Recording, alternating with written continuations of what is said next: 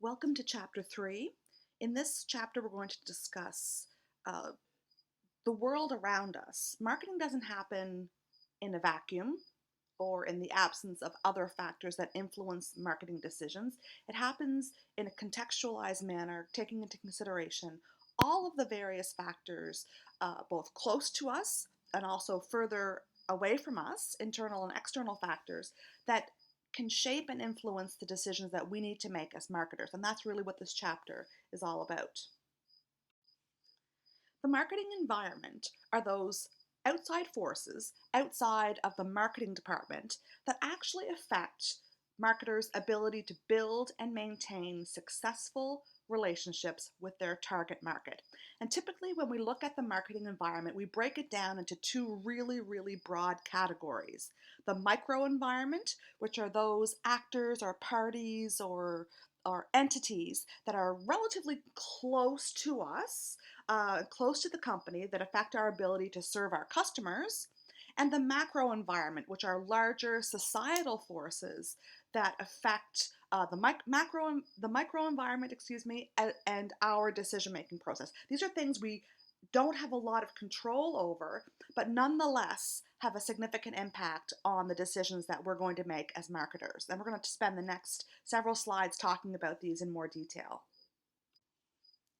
The actors in the microenvironment, those entities or parties or organizations that have an influence or help shape marketing decisions, include the company itself that you're working for, the other departments in that company. They have a role to play and can influence marketing decisions.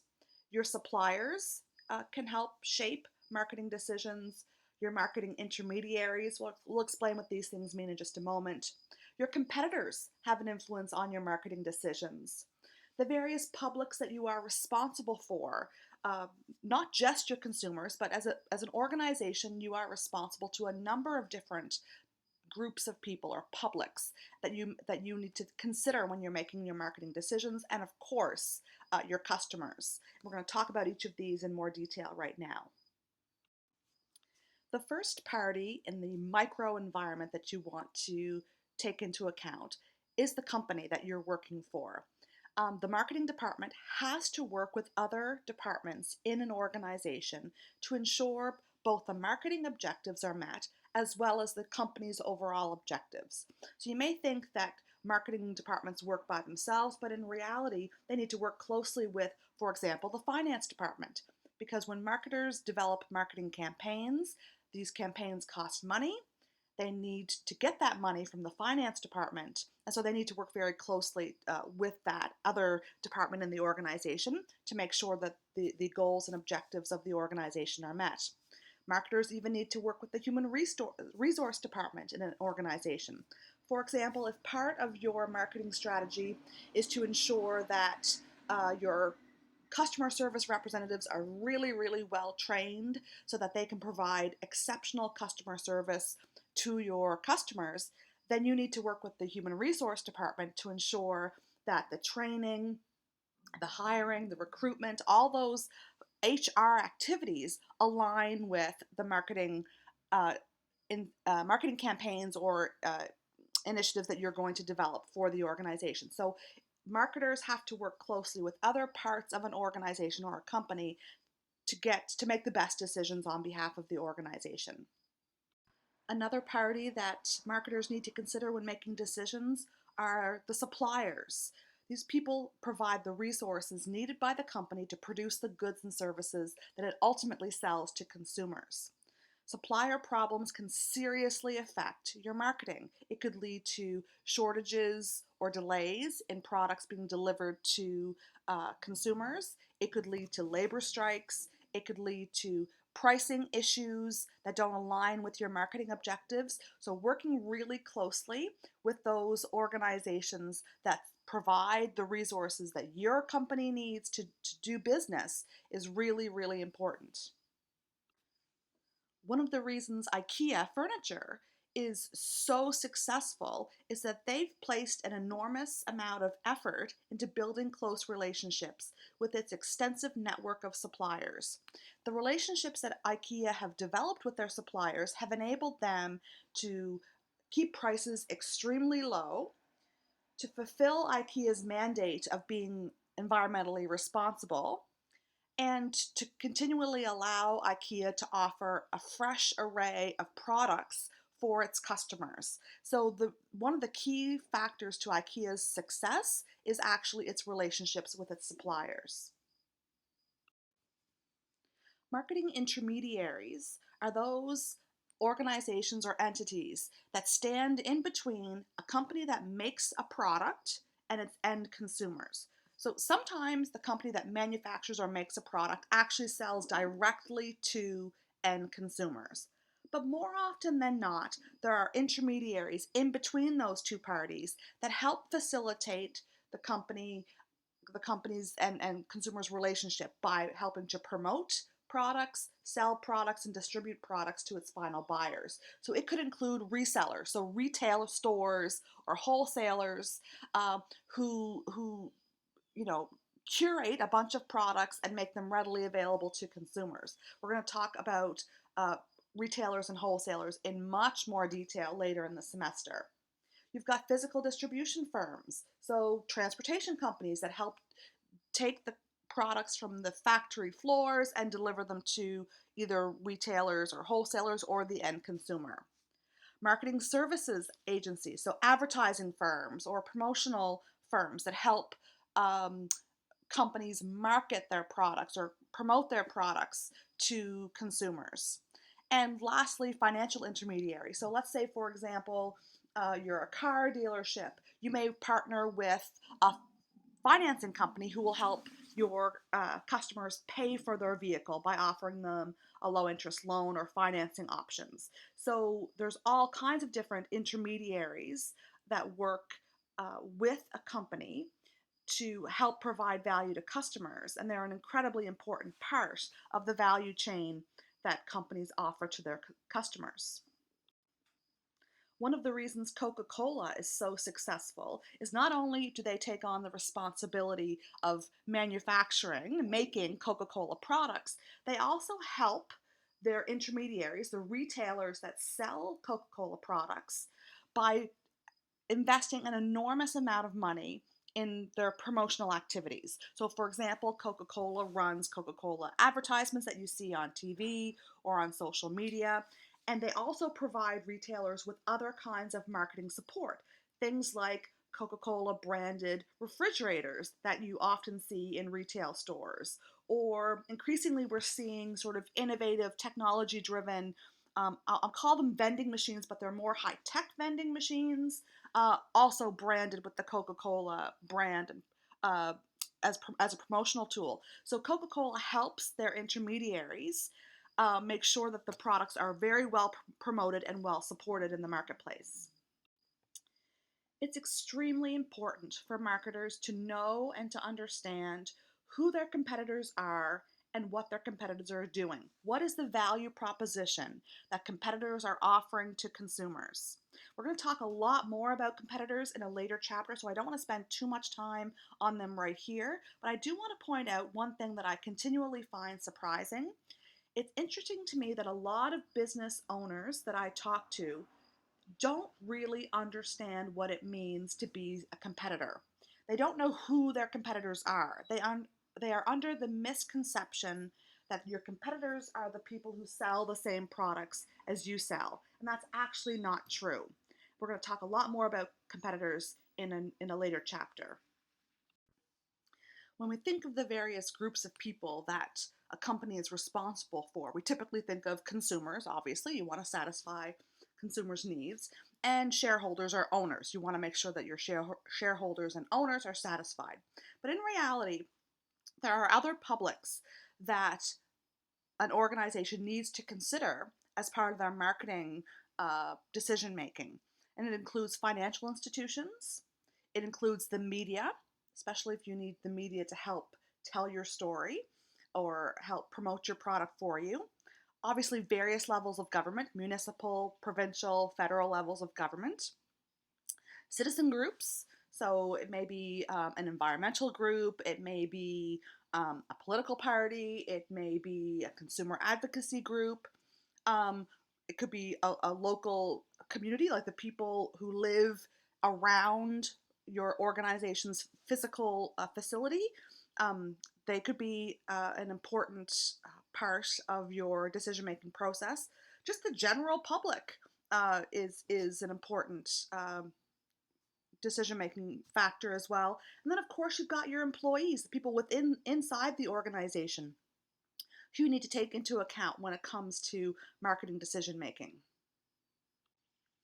The last of the micro environmental groups that we want to consider are your customers. And there's really a bunch of different types of customers. There's, of course, your consumer market, the people who ultimately are going to use and consume your products. You could be selling not to end consumers, but to other businesses for them to use as their sort of inputs for their products and services that they're ultimately going to sell to consumers. You have your reseller markets, which are your wholesalers and retailers who act as intermediaries for you. But they're customers of yours as well. I mean, they're buying from you, right? And ultimately to sell those products to other consumers.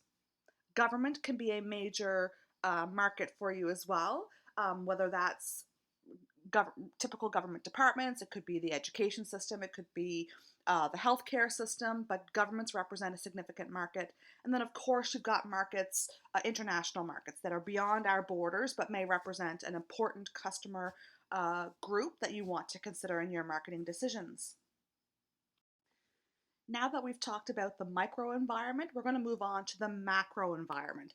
These are forces that influence a marketing department's decision making that are actually a little bit further removed from the company. They're not things that the company can easily control or manage by themselves, but nonetheless, they have a significant impact on a company's activities and decision making. You may see this kind of a model used in other classes, and they often call it a PEST model, PEST, or a PESTLE, PESTLE. It doesn't matter to me what we call it. The macro environment includes demographics, it includes economic factors, it includes the natural factors or the environment, it includes technology, the political environment, and the cultural environment. And we're going to talk about those in more detail right now. Demography is the study of the human population in terms of its size, its density, location, age, gender, race, occupation, and other statistics. Understanding the demographic environment and how the demographic environment is evolving or changing is incredibly important because in a general sense, the demography represents the people in the communities around you. And of course, it's important to understand how those people are changing over time so that your company can be responsive to those changes. Marketers typically look at things like changing age demographics and family structure. So, for example, people are getting older. In Canada, our general population is getting older. Certainly in PEI, our population is getting older, and that has a significant impact on certain types of businesses. Other things like family structures. We're seeing more and more single parent households, blended families. Um, we're seeing families with same sex relationships. We're seeing interracial families. The way families are structured is changing dramatically, and that can have an impact on marketers. Geographic shifts, so where people are choosing to live, can have an impact on marketing decisions. We're seeing, continue to see an urbanization of the population, so people moving from more rural areas into more urban areas, and that can have an impact on marketing decisions as well. Educational characteristics. In general, people are becoming more and more educated. We're achieving higher and higher levels of educational attainment, and that changes the environment in which companies need to compete. And population diversity. We can certainly see it here in PEI and throughout Canada. Our population makeup in terms of racial background, ethnicity, those sorts of things are changing dramatically and having an impact on marketing decisions. One of the ways to understand the demographic environment is to consider it in terms of generational cohorts. And many of you may be familiar with the term baby boomers or Gen X or millennials or Gen Z. Many marketers use these generational cohort groups as a very broad and general way of grouping consumers because these groups tend to behave differently with respect to how they respond to marketing and the kinds of products and services that they're looking for. It's really important that you read up about these generational cohort groups in your textbook. It's extremely important to understand the economic environment in which you need to make your marketing decisions. Things like unemployment rates, trade, economic activity, government deficits, all these things actually have an impact or potential to have an impact on a company's decision making. So it's really important to understand the economic factors that affect customer purchasing power and how those things may change over time, how income is distributed, and how people are spending that income. So understanding the economic environment is critical. As we all know, COVID-19 had a major negative impact on the global economy and certainly the economy here in Canada and at PEI. And we're going to be feeling the results of that for years to come. So it's really important if you're a business owner in PEI or in Canada to understand all of those various economic factors and think about how those factors might be influencing my business and helping to understand how those factors may influence your decision making with respect to your business. This one can be a little bit confusing to people because in general we're talking about an environmental analysis, and this particular aspect of the macro environment looks specifically at the environment as we understand it. Things like climate change and an increase in consumer demand for environmental responsibility and sustainability are major factors that can influence business decision making and marketing decision making. These kinds of environmental factors can lead to shortages of raw material if, for example, severe weather damages crops or um, in some way influences the availability of raw materials. Of course, things like increased pollution and the regulatory factors around this may have an influence on your decision making. And then, of course, government is increasingly getting involved in setting regulations around protecting the environment. And so those factors are really important as well. But primarily, a lot of the this particular environmental consideration or macro environmental factor is actually tied to consumer demand. Consumers are expecting companies to be responsive to the environmental challenges that we are facing. We've talked about technology already so far in the semester, and we'll of course continue to do that because the way technology is changing is of course having a major impact on the decision making of companies. So the increase in the use of and the capabilities of digital technology are shaping the way in which companies are making decisions. Things like artificial intelligence, all those sorts of things are impacting the kinds of decisions that companies can make. And we're going to talk a whole lot more about technology over the coming weeks. The last macro environmental trend that we're going to talk about is the political environment. The laws and regulations and government agencies that can shape the kinds of decisions that you're allowed to make. A great example of this in the US presidential election, one of the promises of the Joe Biden campaign is that they're going to increase minimum wage. Well, from a moral perspective, I think most of us would agree that increasing minimum wage is a good thing. But from the business community's perspective, there's obviously some concerns about that because if minimum wage goes up, then of course their labor costs will go up for many businesses who rely on minimum wage labor. And so it's really important to understand the political environment and the various laws and regulations that are either in existence or are being proposed because they may have a significant impact on your business. The next couple of slides just list a few of the major pieces of federal legislation that may affect marketing. Things like the Competition Act, which set rules around pricing and advertising and mergers. can all have an impact on the kinds of decisions that marketers are allowed to make. Outside of the Competition Act, we have legislation that dictates how trademarks will operate. That will give you direction on consumer packaging and labeling and what you are required to do. Of course, the Motor Vehicle Safety Act, the Food and Drug Act is a major piece of legislation that impacts marketing. And then also legislation around the Personal Information Protection and Electronic Documents Act, which protects your privacy with respect to digital information and your digital identity. There's a ton more pieces of legislation at the federal and provincial and sometimes even at the municipal level that businesses need to be aware of because they could impact your business activities. We're going to talk more about ethics and socially responsible behavior. Actually, I think it's in the next chapter. But basically, what this means is that companies are expected to behave in a socially and ethically responsible manner. There's a basic understanding that the companies that we deal with, we expect as consumers that they will behave ethically and responsibly. And that expectation is actually growing exponentially as consumers now have a greater voice, primarily through social media. We're demanding that the companies that we do business with on a regular basis behave in a way that aligns with our own personal values. That's a really important trend in the environment, and we'll talk a lot more about that. I think it's in the next chapter.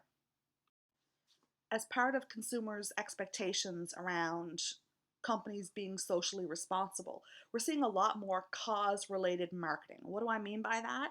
Well, I mean that companies are now aligning themselves with causes that are important to their consumer groups. For example, in the Black Lives Matter movement, we've seen some companies, some huge organizations or brands closely align their business practices with that social justice movement. The NBA and Nike are two prime examples of that. Another cause-related marketing initiative that you may be familiar with are those companies that align themselves with Pride events during Pride Month, and they sort of connect their marketing and branding with a particular cause in order to appeal to and connect with their consumers. This is not without controversy. Sometimes companies get criticized for not really genuinely supporting the cause that they're pretending to support, but rather using it as a marketing tool. But there's also examples of companies that very clearly do believe in the cause that they're supporting and help align their business practices with that particular cause. We'll talk more about that in the next chapter as well. Sorry, there is one more factor in the macro environment that I forgot to mention. It's the cultural environment. So the institutions and other forces that affect society's basic values, perceptions, and behaviors, those are changing. And it's really, really important for businesses to understand how the cultural environment is changing so that they can adjust their business practices and decision making to adhere to these changes. Just an example here in PEI, a couple of generations ago, the cultural environment here in PEI would be largely dictated by two major religions, Protestantism and Catholicism. Those would have been driving forces in decision making within the province. That's really not the case today. Our cultural sort of fabric in PEI has evolved quite significantly. It's definitely less secular, and the values that we embody here in PEI have changed. So culture is not static. Culture changes. Culture changes on a regular basis, and it's really important for businesses to understand exactly how the culture is changing in the environment that they're trying to compete and what that might mean for their business. So why do we talk about the environment, do an environmental analysis, looking at the macro and micro environment that companies compete in? Well, because marketing doesn't happen in a vacuum. Marketing is part of and connects with entities and bodies and parties and organizations and people and groups outside the marketing department. And it's really, really important to understand what's going on outside the marketing department so that you can make decisions within the marketing department that best serve the organization's needs, goals, and objectives. You can be a company that decides to just let things happen and kind of take your chances and not really worry too much about what's going on in the outside world. Or you could be a proactive company that's constantly scanning the environment around them to understand what's going on to help your organization take advantages of opportunities that present themselves and also to protect themselves from risks that may arise. So it's really, really important to understand the overall marketing environment in which you need to make marketing decisions.